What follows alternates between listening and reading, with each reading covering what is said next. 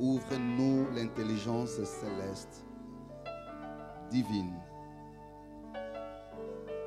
Apprends-nous à connaître tes voies, à les sonder et à marcher sous la lumière de ta grâce.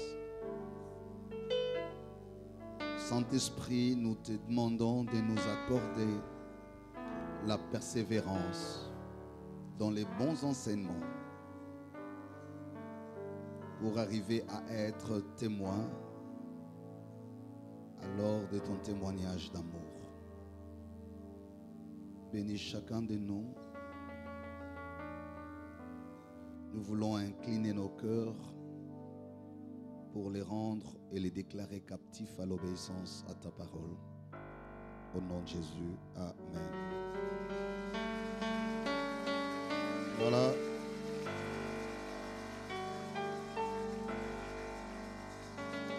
Nous allons lire la parole du Seigneur.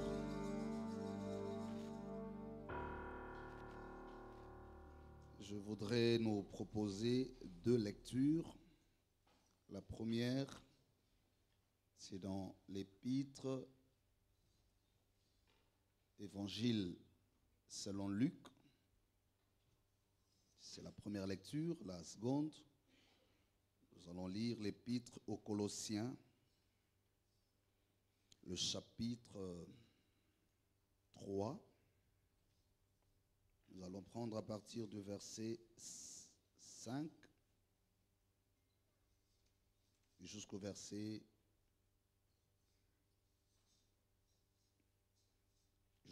14. Luc chapitre 22, ça c'est la première lecture. Je vais commencer par le verset 33 jusqu'au verset 38. Après je vais sauter pour prendre le verset 54 jusqu'au verset 62. C'est cela le texte de base. Et nous allons auquel nous allons joindre l'épître aux Colossiens. Luc chapitre 22, verset 31, lecture de la parole. Le Seigneur dit: Simon, Simon, Satan vous a réclamé pour vous cribler comme le froment. Mais j'ai prié pour toi, afin que ta foi ne défaille point, et toi, quand tu seras converti, affermis tes frères. Seigneur, lui dit Simon, je suis prêt à aller avec toi et en prison et à la mort. Jésus lui dit, citation, Pierre, je te l'ai dit, le coq ne chantera pas aujourd'hui que tu ne m'aies nié 3 fois de me connaître. Je disais, le coq ne chantera pas aujourd'hui que tu n'aies nié 3 fois de me connaître. Il leur dit encore, quand je vous ai envoyé, sans bourse, sans sac et sans souliers, avez-vous manqué de quelque chose? Il répondit, de rien.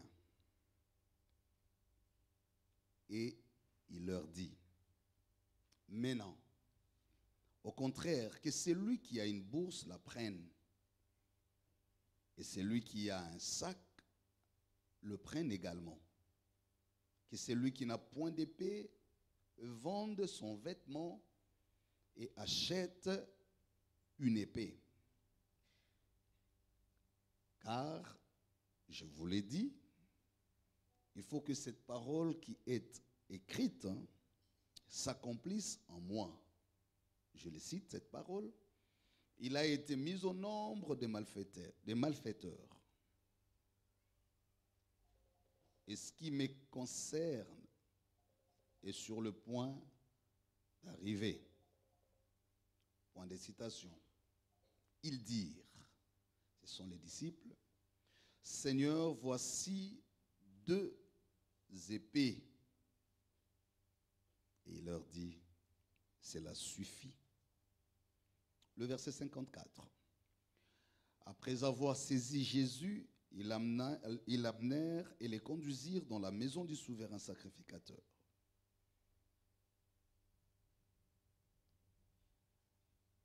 Pierre suivant de loin, ils allumèrent du feu au milieu de la cour et y s'assirent. Pierre s'assit parmi eux.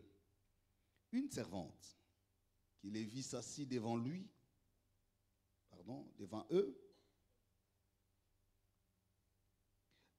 Une servante qui les vit assis devant le feu, disais-je, fixant sur lui les regards et dit, cet homme était avec lui. Mais il le nia en disant, femme, je ne les connais point. Peu après, un autre, l'ayant vu, et dit, tu es aussi de ces gens-là. Et Pierre dit, homme, je n'en suis point. Environ 1 heure de plus tard, un autre insistait, disant, certainement, cet homme était aussi avec lui, car il est galiléen. Pierre répondit, alors je le cite cette fois-ci, homme, je ne sais ce que tu dis. Au même instant, comme il parlait encore, le coq chanta. Le verset 61. Le Seigneur s'étant retourné, regarda Pierre, et Pierre se souvint de la parole que le Seigneur lui avait dite. Avant que le coq chante aujourd'hui, tu me régneras 3 fois. Et étant sorti, il pleura amèrement. La dernière lecture, comme je l'ai dit, je la trouve dans l'Épître aux Colossiens, le chapitre 3, verset 5, on va aller rapidement. Faites donc mourir les membres qui sont sur la terre, l'impudicité, l'impureté, les passions, les mauvais désirs et la cupidité, qui est une idolâtrie. C'est à cause de ces choses que la colère de Dieu vient sur les fils de la rébellion, parmi lesquels vous marchiez autrefois, lorsque vous viviez dans ce péché. Mais maintenant, renoncez à toutes ces choses, à la colère, à l'animosité, disais-je, à la méchanceté, à la calomnie, aux paroles déshonnêtes qui pourraient sortir de la bouche. Ne mentez pas les uns aux autres, vous étant dépouillés du vieil homme et de ses œuvres, et ayant revêtu l'homme nouveau qui se renouvelle dans la connaissance selon l'image de celui qui l'a créé. Il n'y a ni grec, ni juif, ni circoncis, ni incirconcis, ni barbare, ni snitch, ni esclave, ni libre, mais Christ est tout en tous. Ainsi donc, comme des élus de Dieu, saints et bien-aimés, revêtez-vous d'entrailles de miséricorde, de bonté, d'humilité, de douceur, de patience. Supportez-vous les uns les autres. Et si l'un a sujet de se plaindre de l'autre, pardonnez-vous réciproquement. De même que Christ vous a pardonné, pardonnez-vous aussi. Mais par-dessus toutes ces choses, revêtez-vous de la charité, qui est le lien de la perfection. Et que la paix de Christ, à laquelle vous avez été appelés pour former un seul corps, règne dans vos cœurs et soyez reconnaissants. Que la parole de Christ habite parmi vous abondamment. Instruisez-vous et exhortez-vous les uns les autres en toute sagesse, par des psaumes, par des hymnes, par des cantiques spirituels, chantant à Dieu dans vos cœurs sous l'inspiration de la grâce. Et quoi que vous fassiez, en parole ou en œuvre, faites tout au nom du Seigneur Jésus, en rendant par lui des actions de grâce à Dieu le Père. Parole du Seigneur. Nous rendons grâce à Dieu. Merci et gai dimanche à chacun et à toutes. Nous bénissons le Seigneur de nous avoir gardés durant la semaine qui s'est clôturée hier, avec beaucoup d'événements au niveau du pays. Merci également, je m'excuse à ceux qui ont travaillé durant toute la semaine pour maintenir la flamme de notre Église, et surtout que nous nous préparons bien assez tôt pour les élections des anciens et diacres, et ce sera un moment important. Nous l'avions déjà dit, ce serait pour les dimanches prochains. Depuis le début de cette année, nous avons le thème intéressant, je l'ai dit ainsi, parce qu'il nous a permis de passer tout le 40 jours en prière, en train de nous préparer, en train d'asseoir la compréhension, la connaissance de la volonté de Dieu pour cette année. Et donc, ce thème annuel qui est Jésus-Christ et les contenus de mon histoire. Mais comme je l'ai rappelé aussi il y a 2 dimanches, nous avons opté pour cette année d'aller en termes trimestriels pour ainsi rencontrer nos objectifs habituels. Comme certains le savent et pour d'autres, je donne cette information. Nous avons une église qui travaille sur une vision axée dans les objectifs que nous avons 5, évangélisation, adoration, communion fraternelle, maturité et service. Mais exceptionnellement, dans la dynamique des réformes que nous impliquons dans notre vie de l'Église, il a été mis en place un plan stratégique qui organise finalement les objectifs en axe stratégique. Et pour le premier trimestre, enfin le premier palier qui va jusqu'au mois d'avril, nous exploitons les sous-thèmes persévère ou persévérer dans les bons enseignements en vue d'être témoin du Christ. L'idée ici, c'est que le premier trimestre, complété au 4e mois, sera consacré à la maturation ou à la maturité comme objectif. La maturité, c'est cet effort qui consiste à se rendre conscient de ce qu'on est, de se battre pour s'auto-affirmer dans le présent et gagner son salut et prévenir un avenir meilleur ou un devenir meilleur. Donc, lorsqu'on parle de la maturité se résume en 3 responsabilités. La première des responsabilités, c'est un rappel historique ou une prise de conscience de son passé.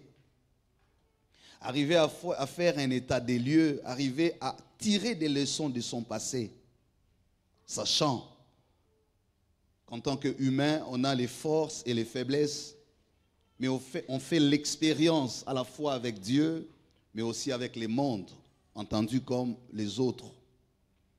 Et lorsqu'on en vient à la maturité, on arrive à s'arrêter un moment, on lance un regard vers le passé, on analyse sans émotion et on tire des leçons sur les forces et les faiblesses, les négatifs et les positifs. Ça, c'est la première démarche de la maturité. Vous ne pouvez pas vous estimer mature, vous ne pouvez pas vous engager dans la démarche de la maturité si dans votre vie, vous ne savez pas faire ce qu'on appelle un arrêt stratégique. S'arrêter momentanément, examiner, réexaminer davantage. D'où je viens, qu'ai-je fait, comment je l'ai fait. et pour quel but? Combien de fois j'ai eu raison, combien de fois j'ai eu tort? Qu'ai-je compris dans ce que j'ai fait? Et qu'ai-je tiré comme enseignement sur ce qui n'a pas été bien fait? Et la deuxième démarche de la maturité, c'est l'autodétermination, c'est l'engagement de son présent, de gagner le pari de son salut. C'est quelqu'un qui ne se bat plus en désordre, c'est quelqu'un qui se dit, mon kairos, mon temps opportun, c'est maintenant. C'est quelqu'un qui se dit, je dois sauver, je dois être sauvé et je dois sauver les autres. Le salut devient pour lui une quête, un combat. Il faut, et quand on parle du salut, le salut s'explique comme le fait de sortir des situations obscures, des situations difficiles. Ça peut être le salut sur le plan spirituel, quelqu'un qui ne connaissait pas le Seigneur, qui donne sa vie au Seigneur, qui a tiré des leçons de son passé, qui a compris que ma vie n'était pas celle qu'elle devrait être. Et donc aujourd'hui, je prends la décision, j'en prends la décision. Le salut, au-delà des faits spirituels, c'est aussi ces combats de la vie qui consistent à changer la situation de sa vie. C'est ces combats qui consistent à refuser ce qui est médiocre, à vouloir l'évolution des choses, à changer de posture, à changer d'image, à changer de témoignages, à changer de perception des autres sur soi-même. C'est un combat. Et la troisième étape de la maturité, c'est cette capacité de projeter, de se projeter dans un avenir pour un vivre commun, un vivre de soi à soi-même et de soi à l'autre. Un regard vers l'avenir pour s'assurer de quel type d'héritage je léguerai après moi. On ne se bat plus simplement pour remplir les ventres, on ne se bat plus pour simplement remplir les poches. On ne vit plus pour faire plaisir aux gens. On ne veut pas prouver parce qu'on n'a plus rien à prouver. Mais on travaille parce qu'on se dit, après moi, le temps continuera. Et derrière moi viendront les autres. Que serais-je en mesure de laisser comme héritage? C'est là que l'apôtre Paul dit, je cours plus comme par aventure, je frappe plus combattant à l'air. Mais j'ai pris conscience de toutes ces choses, je visionne une couronne qui m'attend. Donc c'est en ces termes que je voudrais introduire, ou je suis en train d'introduire mon message, mon enseignement, parce que si je vais vraiment enseigner, pour nous de comprendre ce qui signifie persévérer dans les bons enseignements. Ces bons enseignements auxquels nous faisons allusion ne sont autre chose que arriver à l'objectif maturité. Et j'expliquais ici les contenus des postulats sur la maturité. Regarder son passé sans émotion, sans passion. On dégageait des leçons fondamentales, sachant que je ne suis pas parfait, mais je ne dois pas non plus faire de l'imperfection une qualité. Et s'engager dans les combats d'aujourd'hui et de maintenant. C'est disant, l'avenir, ce n'est pas ce qui se fera demain, mais c'est ce que je décide aujourd'hui et maintenant. Et qu'il y a des combats à remporter aujourd'hui, sans vouloir les ramener à demain, comme le Christ lui-même dit, ne ramenez pas à demain ce qui est d'aujourd'hui. C'est des gens, des hommes, des femmes, jeunes, adultes, qui se battent pour s'auto-réaliser. C'est ce qu'on appelle l'autodétermination. C'est un peuple, c'est une église, c'est une nation qui comprend que son salut ne dépend pas de l'Orient ni de l'Occident. Le prophète l'a dit. Ça ne sera ni de l'Orient, moins encore de l'Occident que vous viendrez votre salut. C'est par vous et vous-même. Mais en même temps, on garde l'espérance sur ce qui va arriver. Alors, pour entrer dans les fonds de mon enseignement du jour, je vous ai proposé 2 lectures. La première, je l'ai tirée de l'évangile de Luc, chapitre 22, où nous allons ensemble, aujourd'hui et certainement les dimanches prochains, parce que c'est un enseignement que j'introduis. J'ai clôturé le premier enseignement de ces mois, j'en aurai 2 pour ces mois.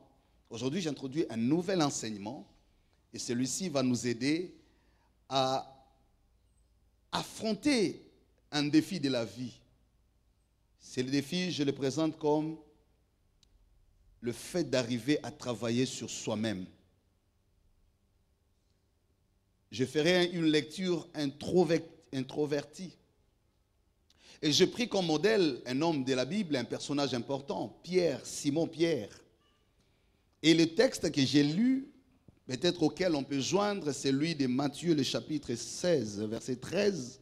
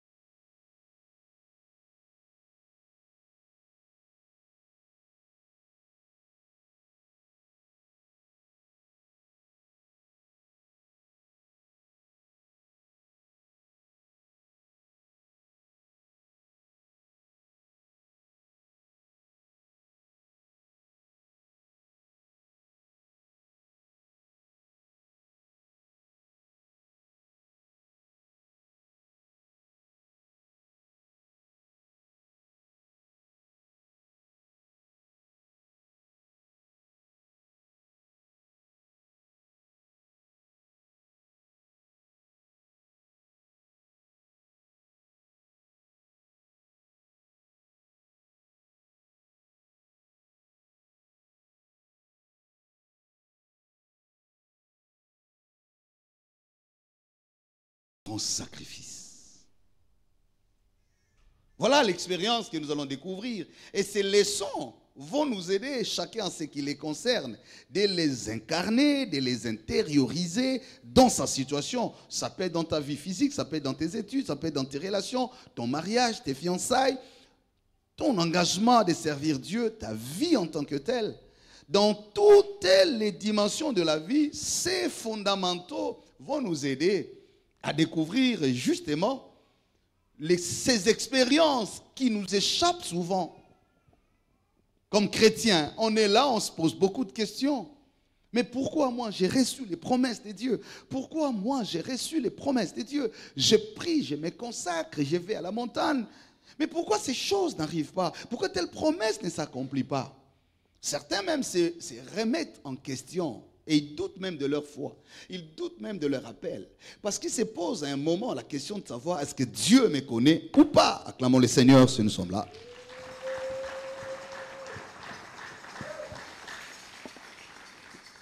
Notre démarche dans la quête de cette maturation est celle de nous amener à être des chrétiens faits, des hommes faits et des femmes faites. Mûrs. Pas ballottés par tout vent des doctrines, pas des gens superficiels dans leur foi.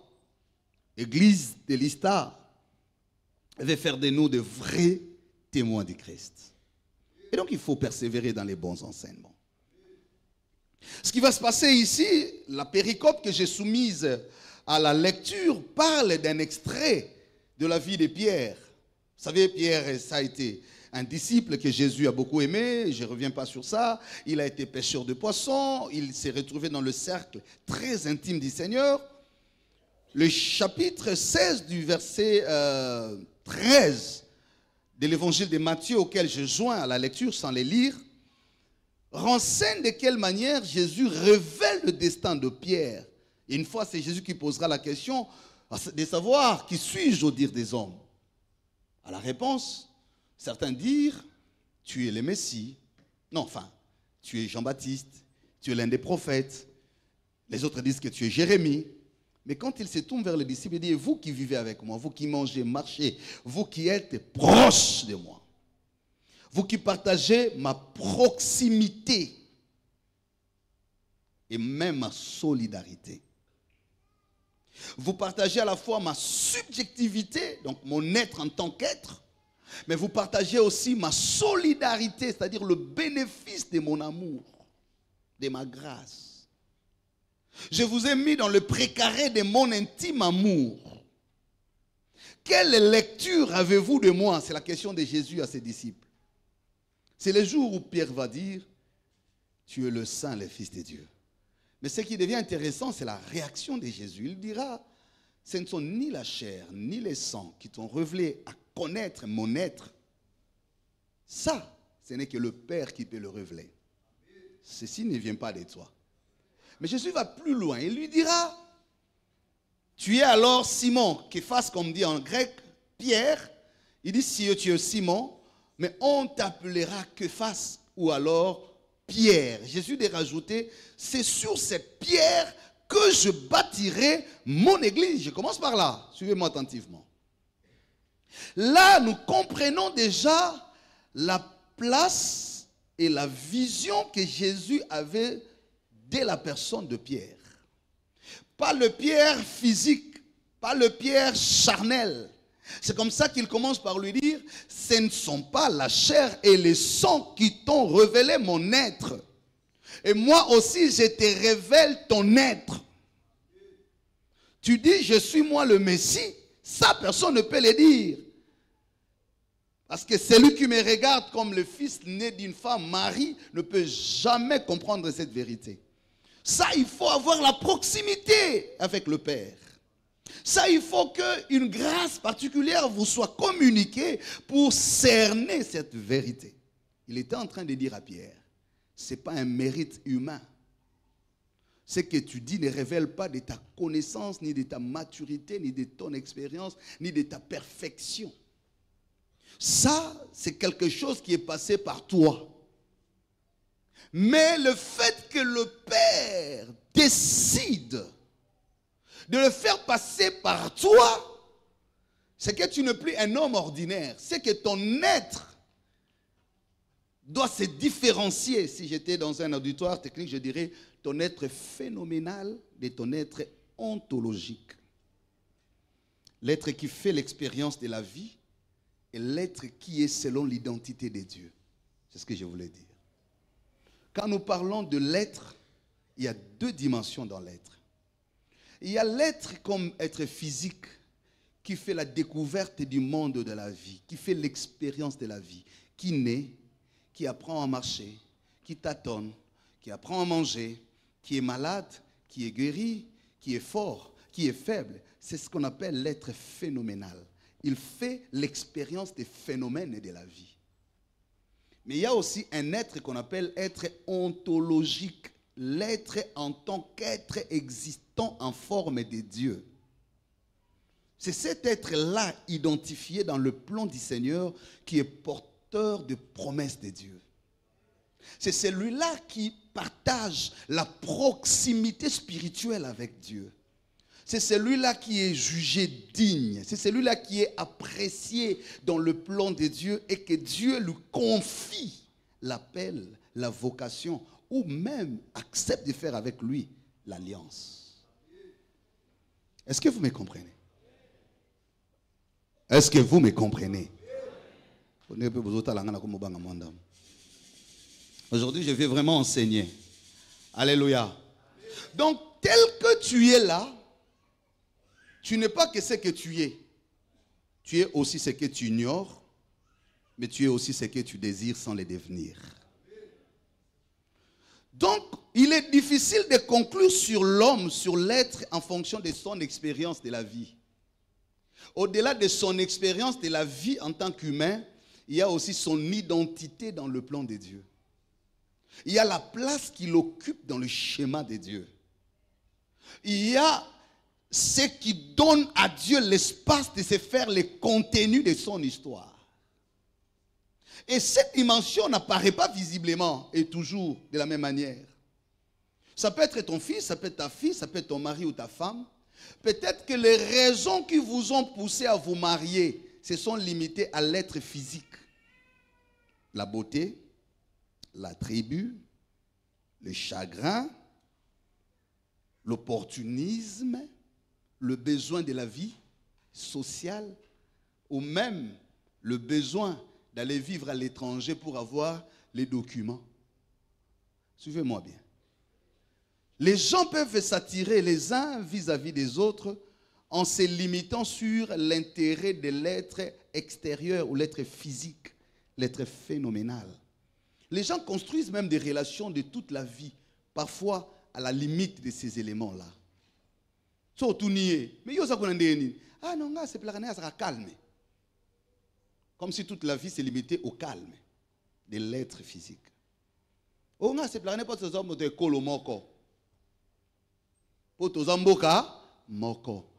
y a des gens qui se marient comme ça parce qu'ils sont de la même tribu. Ce n'est pas mauvais. Moi, je ne suis pas en train de faire un jugement sur ça. Mais je constate avec vous. Il y a des gens qui se sentent beaucoup plus proches les uns des autres parce qu'ils ont grandi ensemble. Ou parce qu'ils ont œuvré ensemble dans un département de l'église. Alléluia. Et je dis ici, je note avec vous, que par moments, cette lecture peut s'avérer limitée. Parce qu'on ne découvre qu'un homme physique. Et c'est ça que Jésus était en train de faire. La question questionnante de Jésus. Qui suis-je au dire des hommes?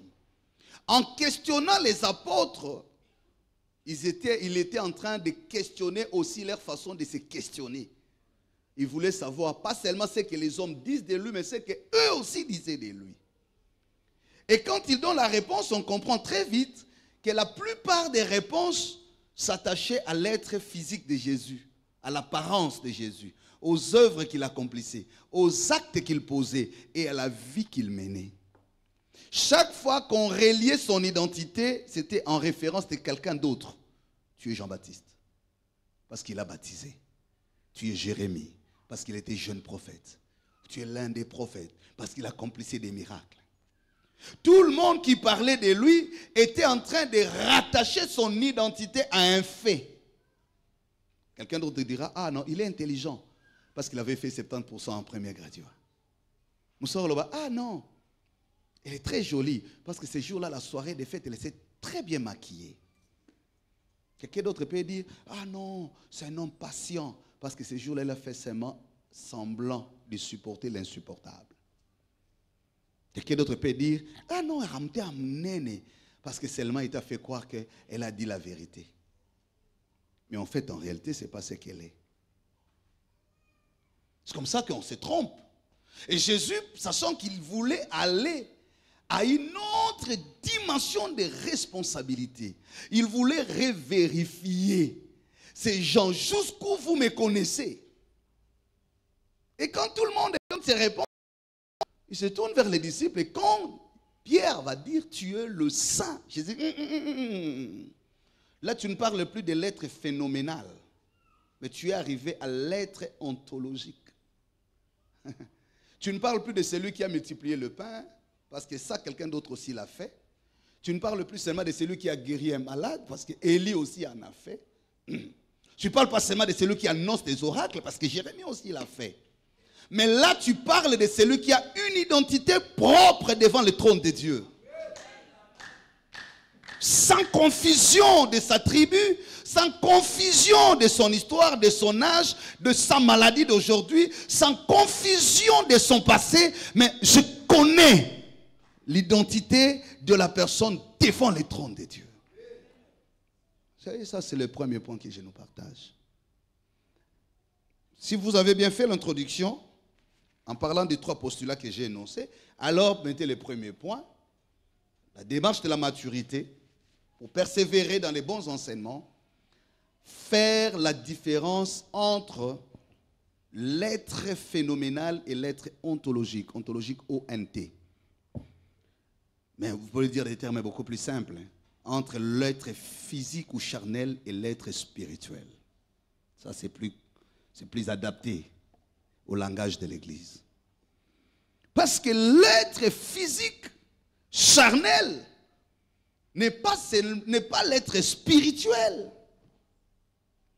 nous nous trompons sur nous-mêmes et nous nous trompons sur les autres parce que justement, on n'arrive pas à faire cette différence entre l'homme charnel et l'homme spirituel. Je dis l'homme charnel, c'est celui qui fait l'expérience du monde de la vie.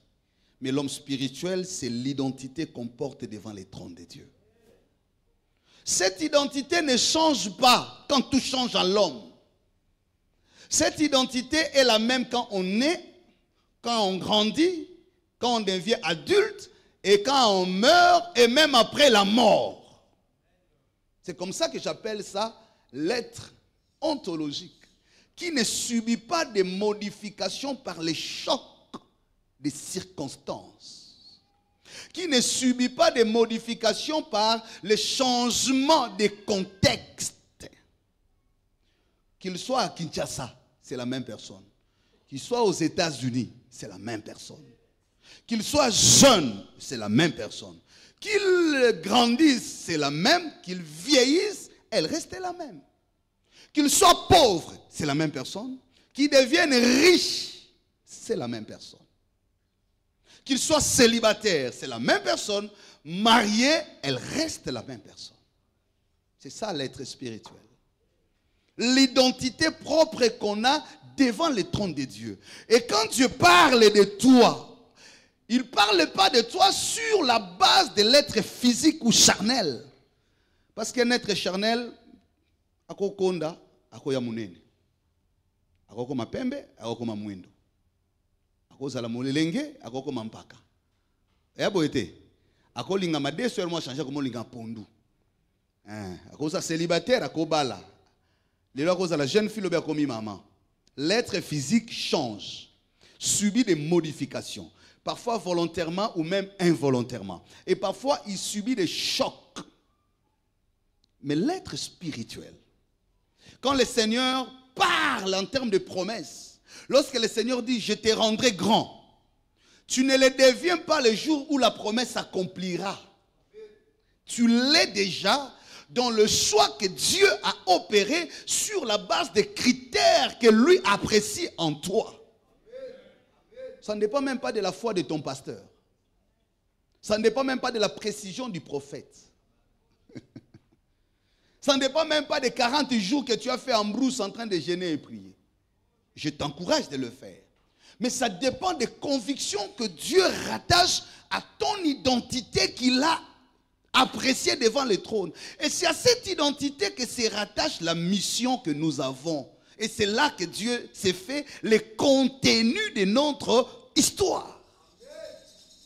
C'est comme ça qu'il pouvait dire à Jérémie, depuis même que tu étais dans le ventre de ta mère, je te connaissais. Toi-même, tu ne te connaissais pas. Mais moi, Dieu, je te connaissais. Tu n'avais pas été à la montagne, tu n'avais pas prié. Moi, Dieu, j'ai cru en toi et j'étais déjà dans les ventres identifié comme mon prophète. Ce n'est pas parce que tu es passé entre les mains d'un grand pasteur. Acclamons le Seigneur si nous sommes là. Gloire au Seigneur. Moi, Dieu, je te connaissais. Et même quand tu subis des situations, des événements difficiles, Dieu reste sur ses convictions. Parce que lui n'est pas un homme pour mentir, ni un fils de l'homme pour changer des opinions tout le temps. C'est pourquoi il ne se fie pas sur l'être physique, l'être charnel, qui est déjà de nature être faible, subi à l'influence, au changement, à la transformation. Mais l'être spirituel, c'est cet être-là qui t'identifie devant lui. Et quand il parle de toi, il ne parle pas de ta tribu. Il ne parle pas de ton diplôme. Il ne parle pas de ta beauté physique. Il ne parle pas de tous ces efforts que tu fournis pour convaincre les gens. Il connaît la beauté de ton âme. Il fait confiance au rôle qu'il veut te faire jouer. Et ce rôle ne vieillit pas par la vieillesse des promesses des hommes. Ces rôles ne changent pas par le chèque de tes convictions. Et ces rôles ne s'appuient même pas sur ta propre foi, mais sur la foi de Dieu en toi.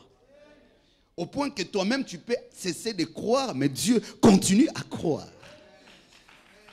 Et c'est cet être-là qui fait de toi incontournable. Et c'est aussi cet être qu'il faut entretenir. et beaucoup entretenir.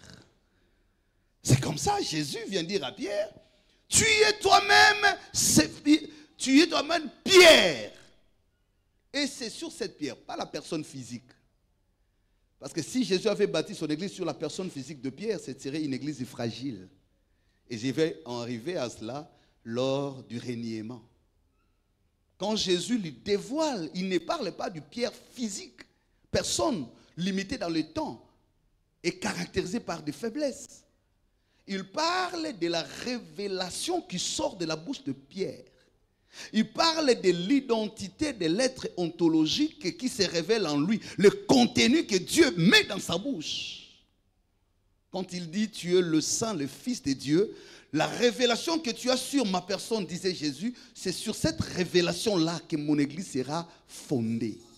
En d'autres termes, quiconque croira en ce que tu viens de connaître et de dévoiler ne mourra plus jamais. C'est là la source de la vérité, c'est là la source de la maturité. C'est lui qui commence à bâtir sa vie sur cette vérité, c'est celui-là qui sera grand. Et c'est celui-là qui réussira. Alléluia. Deuxième point, j'évolue. Et pour confirmer tout ce que je viens de dire au premier point, c'est le verset 22 maintenant, où Jésus est en train, en fait, de dévoiler les événements qui allaient arriver dans la suite des temps, notamment sa crucifixion. Il allait être arrêté, d'abord trahi, arrêté et mis à mort. Il était en train de montrer déjà que ce qui va m'arriver ne peut m'y accompagner que des êtres spirituels, pas des êtres charnels. Les événements vers lesquels nous sommes en train d'approcher, je reviens dans notre contexte, suivez-moi très bien. Cette année est très déterminante. Et plus nous avançons aussi à l'approche et à l'accomplissement de beaucoup de promesses de Dieu. Et quand on s'avance, on s'y approche, disais-je, Dieu commence à exiger certaines précisions. Et il commence à imposer certaines sélections. Je veux dire à quelqu'un, tu es en train d'approcher de ta destinée, Dieu devient sévère dans la sélection de ceux qui t'entourent. À un moment, on a besoin de la foule pour faire passer le message à tout le monde. Mais à un autre moment, on n'a plus besoin de la foule. On a besoin de ceux qui comprennent et croient au combat du destin. Je dis même pour notre pays, il est des temps où le pays a besoin de ceux qui peuvent bénéficier de ces grâces, mais il est aussi des temps où il a besoin d'être servi par ceux qui ont cru à son destin. Il est des temps, je l'ai dit encore une fois, tu n'as pas seulement besoin de t'entourer des hommes qui viennent te faire la cour, qui viennent te rappeler que tu es belle, tu es intelligent. Même si lui ne le dit pas, quelqu'un d'autre le dira. Mais tout le monde n'est pas en mesure de te dire qui tu es réellement et où tu vas. Tu n'as plus besoin de traîner les pas avec des flatteries, faire des choses pour plaire. Tu arrives à un moment où il faut être sûr de ce que tu fais. Je l'ai dit à l'introduction, tu dois avoir tiré des leçons. Tu dois avoir compris beaucoup de choses de ta propre vie. Et tu dois prendre des sacrées décisions. Alléluia. Tu dois prendre des sacrées décisions. Parce qu'il n'y a pas de remplaçants dans ton schéma. C'est toi et toi seul. Mais pour arriver à ça, Jésus va faire cette expérience avec Pierre. Alors il était en train de dire, ben voilà, je vais en mourir de toute façon. Simon Pierre, tout zélé qu'il était, tout engagé qu'il était, il voulait toujours montrer à Jésus qu'il l'aimait beaucoup. Il voulait toujours prouver à Jésus que moi je ferai l'exception. Le serviteur exceptionnel. Je te montrerai toujours que je suis avec toi. Je me battrai toujours pour toi. Si vous lisez Jean ou bien Matthieu, là il précise d'ailleurs. Jésus était en train d'annoncer qu'il sera trahi, il sera arrêté, mis à mort. Et qu'il sera lui-même, il fera l'objet des trahisons. Alors Pierre voulait montrer que non, moi je vais être différent. Parce que même si tout le monde te quittera, t'abandonnera, te trahira, alors pas moi. Mais Jésus, lui, avait besoin d'un homme mature pour la responsabilité de l'Église. Quand il lui a dit, c'est sur cette pierre que je bâtirai mon église, quand il lui a dit, les clés de la porte du royaume te seront confiées, il parlait d'un homme mature. Mais Jésus lui-même savait, entre la prophétie et l'accomplissement, il y avait quelque chose qui était un vide. Entre l'amour qu'il avait pour Pierre, la confiance qu'il avait en Pierre et l'accomplissement du rôle de Pierre, il y avait un vide. C'est là où la maturité doit faire son travail. Tu as la promesse de Dieu, tu as les promesses de Dieu. Tu as écouté les seigneurs et les seigneurs t'aiment beaucoup.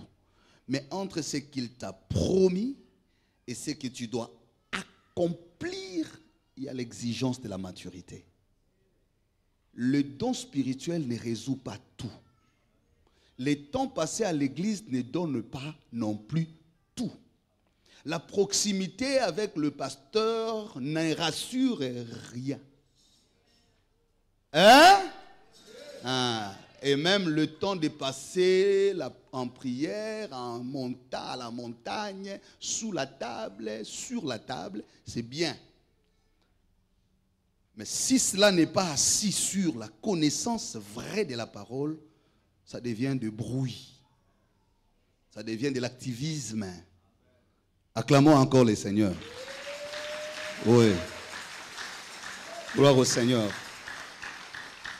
Tu es certainement un grand homme, certainement une femme d'alliance, certainement avec un grand destin. Certainement le Congo est grand. La preuve, on a tout ce qu'il y a comme ressources naturelles. Tout le monde vante le Congo à cause de ça. On a l'or, on a les diamants, on a les cuivres, on a le lithium, on a des minéraux rares. Mais ce n'est pas ce qui rend une nation forte. Ce n'est pas ça. Ce n'est pas parce que le sous-sol est rempli que nous devenons une puissance. Tant que nous ne savons pas comment transformer ce qui nous est apporté de main. C'est la même réalité. Tu peux avoir des promesses, tu peux avoir des diplômes, tu peux avoir la beauté. Ça ne suffit pas de vivre aux États-Unis, de vivre en France. Parce que les gens pensent quand ils quittent le Congo, ils vont aux États-Unis, vie et bongi. Au moins, on a pas d'hôpitaux et des cimetières. On a pas de chèque et bazalaka. Vous voyez bien, hein? Donc, si vous avez awa, toke kuna, on va changer de lieu, on va reproduire la même chose. Donc, le problème, ce n'est pas là le paradis.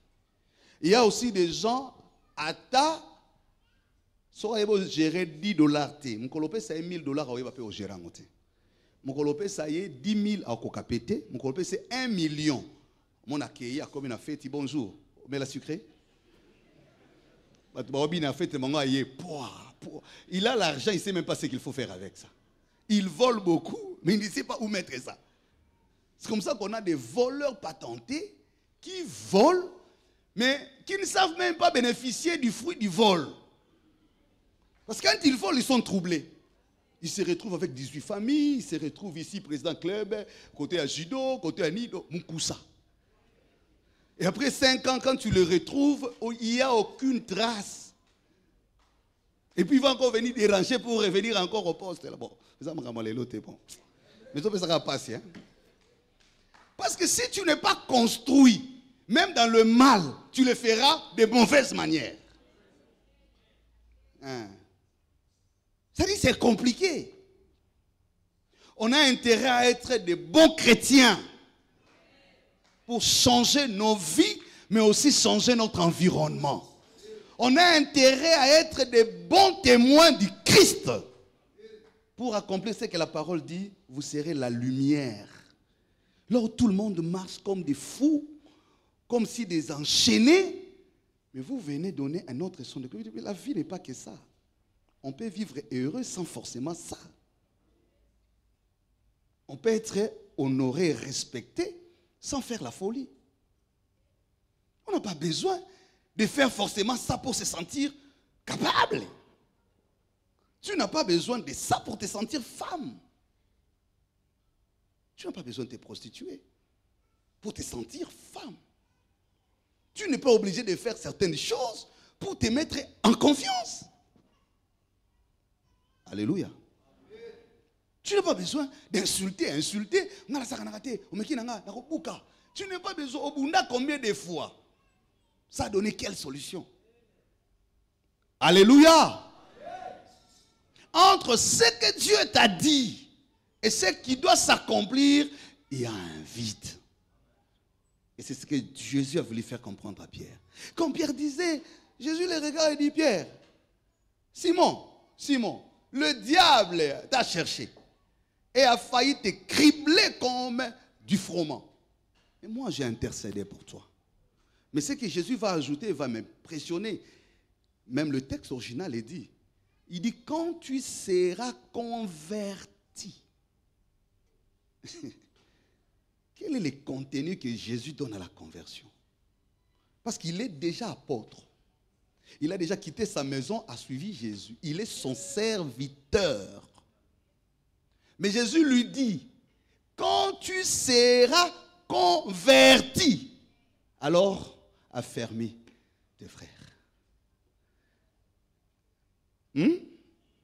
Maintenant, cette conversion-là, c'est quoi? Parce que yo quand ça, dans la prière, on a récitation. Kolo Yesu. Na yo ki mungo na yo. Na yo ki mungo na yo. Na pesi bomo inanga. Na pesi bomo inanga. Lokola yo mo konti mo bikisi. Lobi nango ki na batisi mo kwa obimi. Mais Jésus te dit, quand tu seras converti. La conversion ici, c'est le changement du paradigme. Le changement de la vision de soi-même en soi-même et la vision de Dieu ainsi que la vision du monde. Tu peux être chrétien, serviteur de longues années dans l'église, mais Dieu ne te considère pas comme converti. Parce que tu n'as pas encore fait la différence entre la chair et l'esprit. Parce que tu n'as pas encore fait la différence entre les bénéfices de ta vie et les combats de ta destinée. C'est-à-dire, Jésus lui dit, quand tu apprendras à arrêter de te battre pour toi-même et que tu t'engageras à défendre la croix, quand tu comprendras les sacrifices à consentir pour l'honneur du nom de Jésus, c'est alors que tu affermiras les autres. Là, tu m'aimes, mais il y a le pain, il y a l'onction, il y a tous les bénéfices de la proximité et de ma solidarité. Ce n'est pas ça qui fera de toi le Pierre selon l'image. Quand je disais que les clés du royaume te seront confiées, je ne parlais pas de ces pierres ici, charnelles, motivées, zélées, impressionnistes. C'est lui qui cherche à apparaître. Il fait sa dignité sur les costumes, sur le maquillage, sur les bons français, sur la langue, sur l'identité du nom de son père. Moi, je suis de la famille. Moi, je suis de l'église. Moi, je prie. Moi, je suis l'épouse de. J'ai dit non. Ce n'est pas sur ça que j'ai bâti des hommes forts.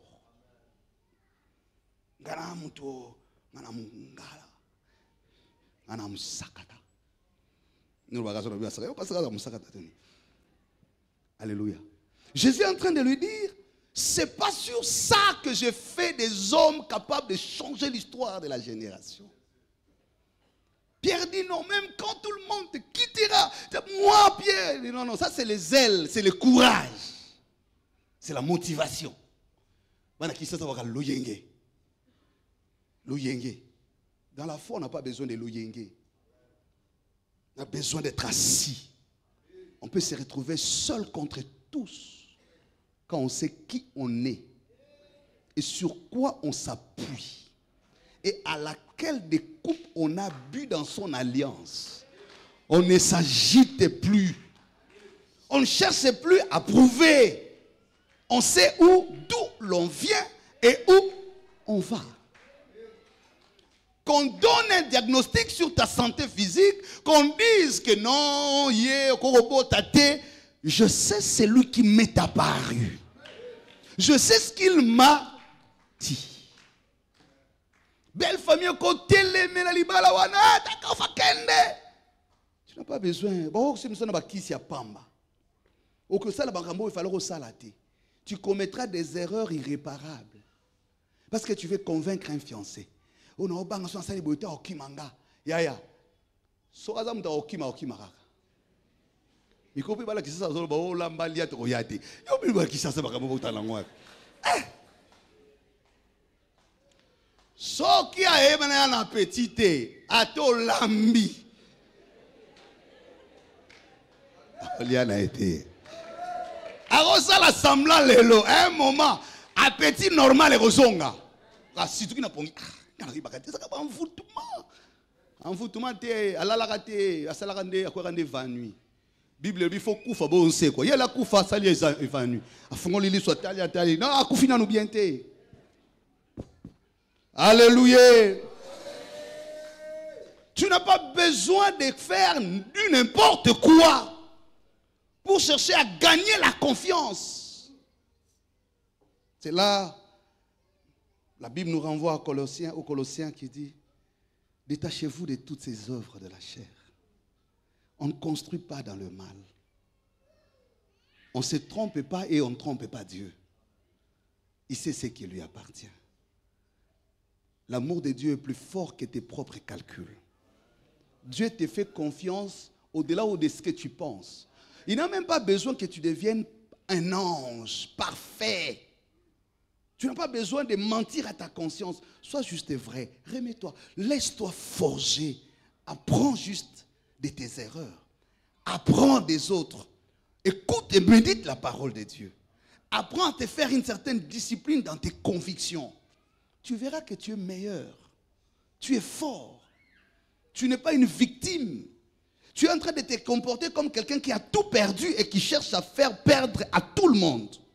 Tu fais comme la femme devant Salomon. Parce qu'elle est dormie sur son enfant. Elle veut à tout prix que l'on coupe l'autre enfant vivant. Ne nous comportons pas comme des victimes qui ont tout perdu et qui cherchent à tout.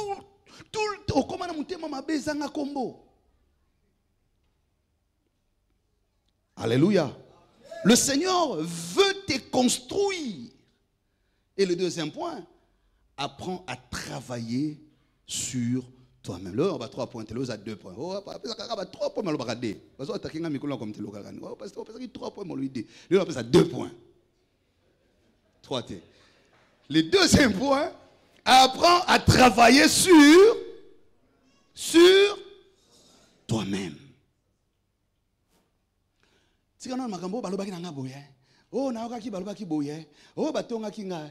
Écoute, oublie ces choses-là. Mais prends ta vie, mets-toi devant les miroirs de la parole de Dieu. Que le Saint-Esprit te vienne en aide. Commence à travailler sur toi-même. Et renvoie ton cœur là où Colossiens t'a donné le tableau. Le tableau est donné là. Je ne vais pas rentrer dans ce détail, mais le tableau nous est donné. Quand Jésus regarde Pierre, il dit, Simon, avant même que le coq ne chante 3 fois, tu me régneras. C'est-à-dire, tout ce que tu dis là n'est pas fondé dans la maturité. Je n'ai pas besoin que tu me prouves que tu m'aimes. J'ai besoin que tu changes l'être phénoménal à l'être ontologique. J'ai besoin que tu comprennes que tu as encore des efforts à fournir. Je n'ai pas besoin de tes justifications. Je n'ai pas besoin de tes pleurs. Je n'ai pas besoin de tes larmes. Je n'ai pas besoin de tes soucis et de tes chagrins. Mais j'ai besoin que tu prennes du temps à connaître qui tu es, en découvrant les limites de ta vie et en t'engageant dans les combats de la croix. Je te connais, c'est pourquoi je te fais confiance. J'ai décidé de te confier la clé parce que tu coûtes très cher à mes yeux. Une parenthèse, Judas a commis la même faute. Judas a trahi Jésus, Pierre a régné Jésus. Mais pour Judas, le salaire c'était la mort. Il s'est pendu. Mais pas pour Pierre. Parce que Jésus avait encore besoin de Pierre. J'ai dit à quelqu'un, toi, Dieu a encore besoin de toi. J'aimerais que ce matin, au début de cette année, que tu enlèves dans ta tête que tu es une femme qui a échoué. Enlève dans ta tête que tu es né d'une famille maudite. Arrête de recourir à des formules humaines pour te donner satisfaction. Ressaisis-toi aujourd'hui. Rends-toi conscient que Dieu a encore des choses à vouloir faire avec toi. Le Seigneur ne t'a pas tourné le dos et il ne te condamne pas pour ce qui est passé. Et il t'a permis juste de découvrir ces choses pour te rendre conscient de qui tu es réellement. Et si ça ne dépendait que de toi, tu ne serais pas sa servante ni son serviteur. Et il y a des choses que Dieu a laissées arriver dans nos vies juste pour nous montrer nous-mêmes qui nous sommes réellement. Et nous faire voir à quel point nos limites sont capables de nuire à notre destin. Et des fois, certaines choses arrivent seulement parce que Dieu veut te dire que ces choses ne t'accompagnent pas sur le chemin de ton destin. Tu as des grands combats à livrer. Tu as des victoires à remporter. Tu es meilleur dans le plan. Pierre ne pouvait pas s'imaginer. Mais ce jour-là, devant la croix, le coq a chanté. Je vais revenir peut-être à cela prochainement, les dimanches prochains. Mais aujourd'hui, je voudrais m'arrêter par ici en disant à quelqu'un, nous sommes au mois de janvier. L'année est encore devant nous. Tu t'arrêtes, tu regardes d'où tu viens. Personnellement, tu n'as pas besoin d'un prophète. Vous savez pourquoi notre foi est fragile et superficielle? On n'a pas encore développé ce qu'on appelle l'autocritique. Les gens ne savent pas se regarder par eux-mêmes. Et ils ne savent pas s'entendre. C'est une société qui est en panne d'écoute. Tout à l'heure, on a un tour de Babel là, on a beaucoup. Ti na mama politique en démo. Obina mutu me place wana. Machine wana. Et comme on a dit, bolinga ka betonte. Mais c'est compliqué. Quand une société, les gens ne s'entendent plus, on est dans la tour de Babel. Et vous savez le sort de du tour de Babel, de la tour de Babel. Vous n'irez jamais à destination. Peu importe les sacrifices, vous allez vous arrêter dans la confusion. Tout le temps. Aujourd'hui, la confusion vous amène à droite. Demain, c'est-à-dire qu'on n'arrive pas à inventer un avenir commun. On n'arrive pas à construire un bonheur collectif. Chacun veut tirer les draps de son côté. Chacun pense que l'autre, c'est l'ennemi de sa vie. L'autre. Donc, en fait, et c'est ça le grand danger, au niveau de la nation, et même au niveau des églises, et même au niveau des familles. C'est pourquoi on a une société hyper divisée. Les empoisonnements, des règlements des comptes. Pourquoi? Et quand vous arrivez dans la vie des couples, c'est les mêmes problèmes. Moutouazan en couple, mais assemble la kanzambe sungangai, longolanga na makambo yo, vraiment. Oh. Mais nena koti sa kyokuna. Alléluia. Parce que nous allons toujours sur le superficiel. On ne prend pas le temps de se connaître et de connaître l'autre. On ne se découvre pas, on n'a pas non plus le temps de découvrir l'autre. Tout est surprise, tout est chaos, tout est choc, tout est étonnement, tout est émotion. Conséquence, on est derrière les prophètes. Tout vous voulez l'inventer parce que comme ça vous avez vous-même, Jérémie dit, vous avez créé des prophètes vous-même. Et ils vous mentent. Et eux savent qu'ils mentent. Et à un moment, ils savent que vous mentez aussi. Parce que même quand vous venez chez les prophètes, vous ne dites même pas la vérité. Lui aussi vous donne une prophétie. Il a le coup. Vous mentez. Donc finalement, personne ne gagne. Lui, le prophète, croit qu'il a donné une bonne prophétie. Mais en réalité, il dit, mais yo moko biki baza 5. Bien, man. Toi, tu mens au prophète, les prophètes te mentent. Et à un moment, le prophète a constaté. Est-ce qu'il ne peut pas se constater? Mais c'est l'offrande. Que Dieu nous aide, qu'il bénisse aussi sa parole.